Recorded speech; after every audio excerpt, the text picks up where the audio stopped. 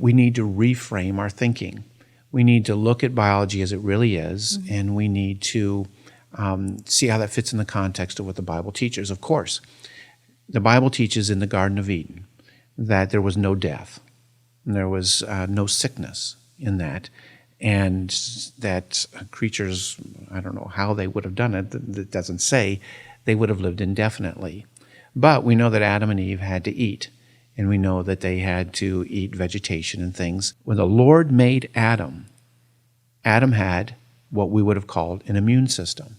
And when the Lord made Adam, he already had the microbes in him. He had those microbes in him, and they were doing what the microbes were meant to do.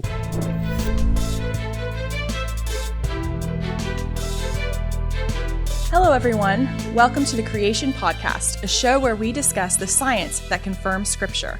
I'm your host, Lauren. Thank you to all of our viewers and listeners for joining us today.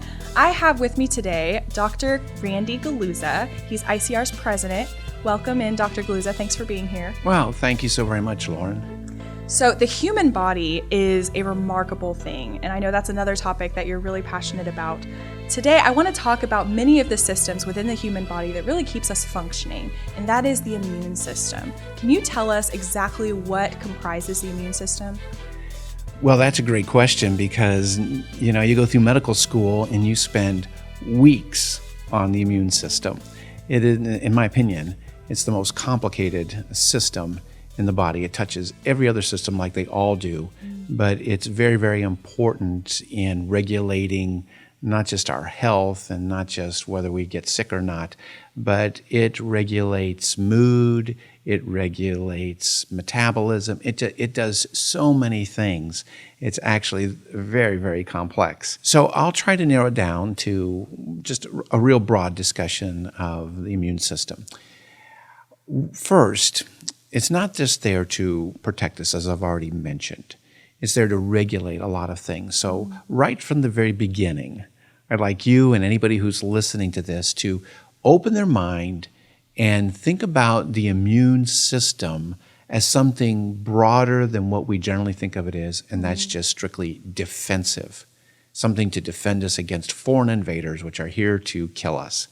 There's a much better way to look at it in terms of what it's broadly doing for human beings.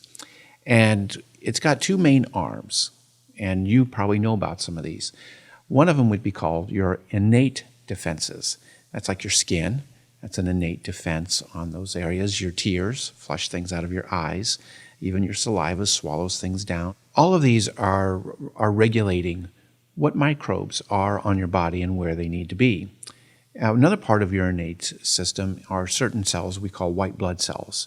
And some of them circulate constantly in your body, and they look for anything that has markers on it which would not be identified as self or as Lauren. And if it doesn't have Lauren on it, it generally will be attacked. We use that word attack because we think in terms of defensive things, but these cells generally will engulf it and they'll try to destroy it. And that's the innate system acts very, very quickly. I mean, you get a cut and it goes to work almost instantaneously. And another part of your innate system is when you get inflammation or swelling. You twist something or you sprain something and you get swelling, or you break something, you get swelling, you get a cut, you get swelling. Swelling is part of the innate system. It releases chemicals into your body and it swells up and it brings white blood cells into the area, it brings a lot of blood to the area, it gets warm and it starts to heal. The second part is your acquired system. And that isn't nearly as fast, but that's what everybody's talking about in the news these days about getting vaccines. That's a part that can learn, and it can be very, very specific, but it usually takes anywhere from 5 to 10 days to ramp it up. And that's where we, in terms of a vaccine, we would put something in your body, which your body would recognize as non-self, and certain cells, T cells and B cells, you've heard of those type, the T cells and B cells, they would recognize that and they would start to recruit other cells to attack it, like natural killer cells or cytokine killer cells or those kinds of things, or T cells that are killer cells, or B cells which release antibodies. And antibodies are little proteins which mark something that set it off and say, okay, come and to those other white cells and attack this.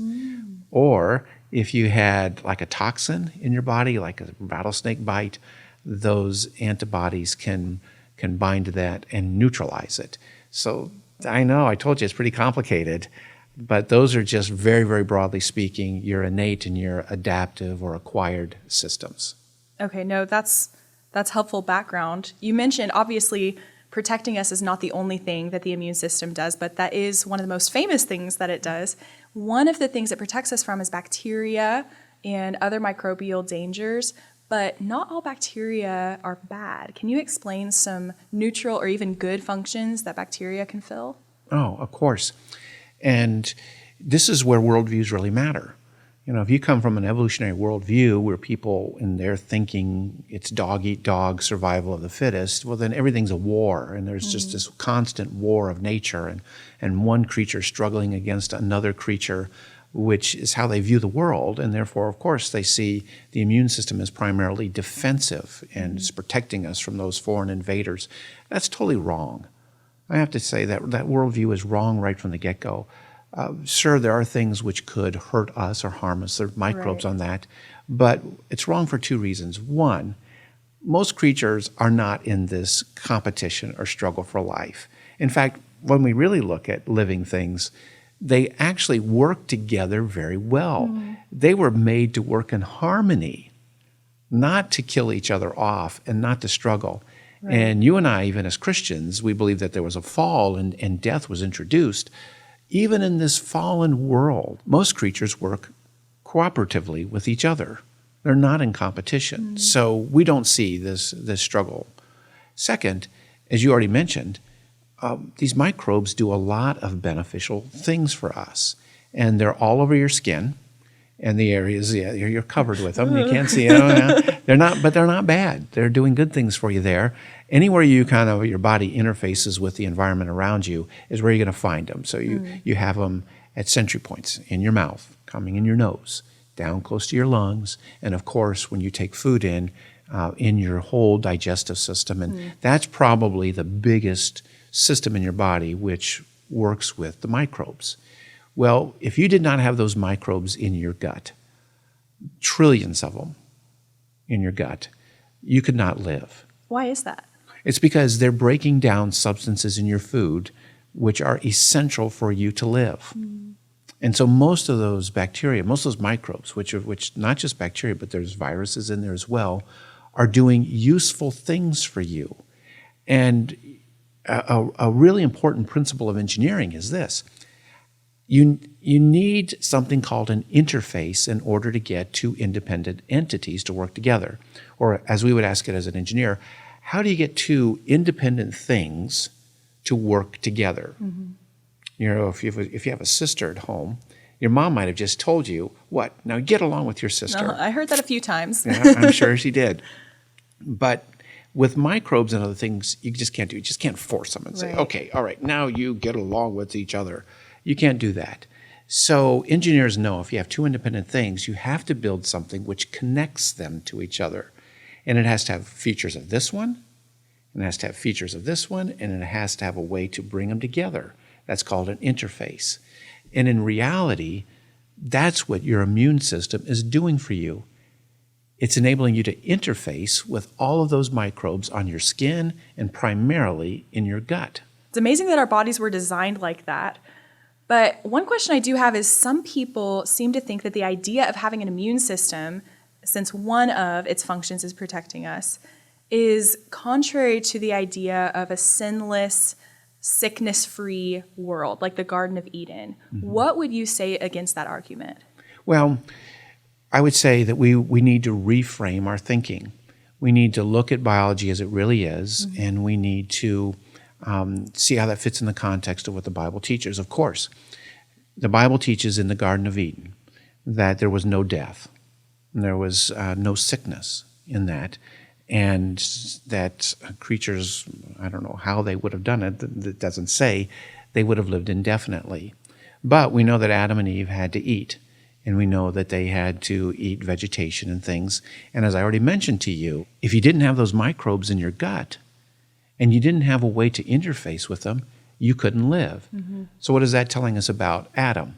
When the Lord made Adam, Adam had what we would have called an immune system. And when the Lord made Adam, he already had the microbes in him. He had those microbes in him, and they were doing what the microbes were meant to do. And so the Lord had to make for Adam a system that would connect him to the microbes. And that's what we would call the immune system. It connects you with these microbes, of which the vast majority of those interactions with the microbes are all good. The vast majority of them are all good. They're all beneficial, and they're necessary in those ways. So let's look at it a little bit differently. Maybe what the so-called immune system was doing for Adam was connecting him to those microbes, and maybe when his immune system was even killing the microbes in his gut at that time, it wasn't to protect him from getting sick from those microbes. It was a regulatory process of his body adjusting. I want this type of microbe at this time, or this many microbes at this time, and it's regulating the types and amounts of microbes in his gut based on his diet at any particular time. And the mechanisms that was using to kill those microbes wasn't to keep him from getting sick. It was a regulatory process. And I would say what we need to do is we need to get away from the death-driven worldview of evolutionism, look at it, biology as it was really made, which was organisms to work with each other, understand from an engineering standpoint you need a system to do that, which is our so-called immune system, which would probably be better called as an interface system. An interface system letting us relate to those microbes and seeing that the role that it's doing, even if it's destroying a microbe here or there, it's regulating it. It doesn't want it here at this point. It does want some here. It wants so many, but it doesn't want this many. So it's regulating types and numbers of which a defensive idea would be there. But even defense is still a regulatory role. I don't want these microbes here in this case. So before the fall, it was regulating these microbes to do the beneficial things which they do for us. And oh, by the way, we do beneficial things for the microbes too. Not only do we transfer nutrients and other things to them from their body, which are, the exchanges are regulated by this interface system called the immune system. So it's a mutual agreement. At any one time, microbes are making products. And they put them in, we'll just talk about your intestines. They put them into the lumen of your intestines. Your cells pick those up and they bring them in. It does things in your body. And sometimes the microbes send a signal and your body dumps something into the lumen and the microbes pick it up and they process it. So it's, rather than a war-fighting situation, you should probably think of it as more as a business relationship. That is so interesting because it just flies in the face, like you said, of the death-based evolutionary worldview, because I think most people have a very war-based idea of the immune system, where it's almost the bacteria competing with us for life. And it's not that way at all. But it's an interface between us and the various microorganisms that we come into contact with. That is absolutely fascinating. It's a positive thing, not just a reactionary thing. Yeah, it is. It is. And the Bible gives us the best worldview. So take-home messages from this podcast. 1, rethink microbes for all of us. They're there for a purpose. They're there for beneficial reasons. Get that out of your head, that they're here to hurt you and harm you and do things to you and all of those kinds of things. You have trillions of them on your body. You're relating to them all the time, and the vast majority of those relationships are beneficial, mutually beneficial for both of them. So rethink microbes. They're there for your good. Second, rethink in terms of engineering. You need something that enables you to relate to those microbes, and the only system in your body is what we call the immune system, but it's really enabling you to have a beneficial exchange with those on the vast majority of those relationships. Third, rethink what control is. What you think is maybe defense is really control. Their body says, I want some here and I don't want them here in those areas. So we can be instructed by the Bible and science to come up with a better view if we're willing to let go of some old thoughts. So I am curious about what about the immunocompromised or those who are on immunosuppressants? How does their system function differently, and what can we do to help in those kinds of situations?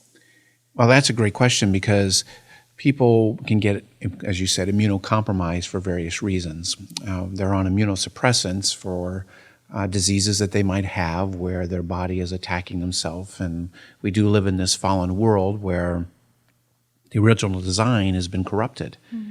And it's not functioning exactly like it should, and things get broken. And so people who have what are called autoimmune diseases have broken systems. And for some reason, it's usually recognizing something as non-self, which is really self, and it's attacking it. So you can get drugs to suppress those diseases. And you can also become immunocompromised if you get cancer. So when someone is immunocompromised, it puts them at risk for having their body overrun by large numbers of microbes. A lack of that regulatory process you were talking about. It's a lack of the regulatory process, and the microbes are not necessarily there to try to do you harm. Some of them, of course, maybe they've become dysfunctional too because of the fall, and so they're out of their proper place or they're not doing their proper functions, and so maybe there is a harmful role for those. Clearly, I can see some of them. But they're multiplying, they're doing just what they need to do, and your body is usually able to regulate or control those. But not always. And it doesn't always mean that you're immunocompromised, and that's why we have vaccines. You want to get a leg up on some very rapidly producing bacteria, or you want to get a leg up on some which have very harmful toxins or effects. In other words, they ramp up too fast for your body to keep in line with them. And that can happen whether you're immunocompromised or not. It just happens easier if you're immunocompromised. So one way we head that off is when we try to limit exposures to people who are immunocompromised. And two, even for them, we try to make sure they're up to date on all their vaccines so that their body has already made the little proteins called antibodies in advance. So when they're exposed to those bugs, we'll just call them the bugs, they already have a way to respond to them. And even for people who are not immunocompromised, like we don't want you to get tetanus, and we don't want you to get smallpox, or we don't want you to get diphtheria or those kinds of things. So we give you a little portion of that, a broken portion of that bug, so your body recognizes it, and then you make antibodies in advance. And then certain cells in your body called memory B cells will remember that, so that the next time your body sees it, it's Johnny on the spot and rapid with the antibodies. We have a lot to think about as far as the immune system. Thank you so much for being with us today, Dr. Galuza. I feel like we've learned a lot about this topic. Thank you. And also thank you to our viewers and listeners for tuning in today. Be sure to subscribe. You can find ICR's podcasts anywhere that you access your podcast, YouTube, Spotify, many other places. Again, I'm Lauren. We'll see you next time on the Creation Podcast.